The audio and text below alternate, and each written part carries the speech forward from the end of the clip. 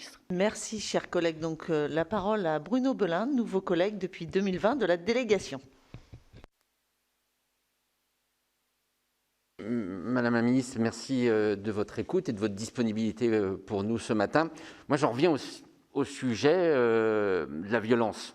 C'est une réalité dramatique à laquelle nous sommes confrontés, je pense tous, dans nos responsabilités d'élus locaux.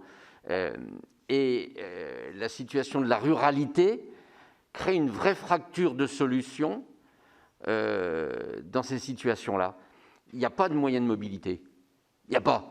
Donc, il n'y a pas d'Uber, il n'y a pas de taxi, il n'y a pas de ligne de bus, il n'y a rien de disponible à 2 h du matin, à part trouver le maire qui fait office. Et on n'a pas de solution de logement.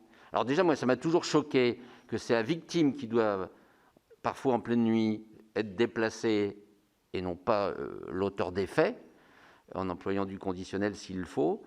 Et on n'a pas de solution de logement. Donc il faut, à un moment donné, qu'on se pose avec les bailleurs sociaux, dont c'est la responsabilité, en milieu rural, d'avoir des contingents. Le terme n'est pas sans doute celui qu'il faut, mais on comprend tout ce que ça veut dire. C'est-à-dire que là où il y a des réalisations d'opérations de logements sociaux, qu'il y ait partout de la disponibilité fléchée à ces situations-là, qui existent partout, on ne va pas le nier.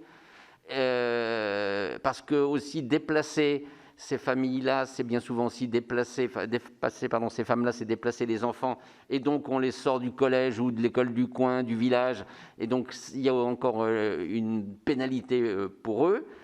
Et puis l'autre réalité aussi des bailleurs sociaux, moi je rejoins ma collègue qui est intervenue en premier, les familles monoparentales, c'est une situation qui va s'inscrire dans le temps, c'est une évidence. Or, aujourd'hui, on voit bien que dans les commissions d'attribution des logements sociaux, quand on a ce type de situation à défendre, les critères ne permettent pas l'attribution de logements sociaux.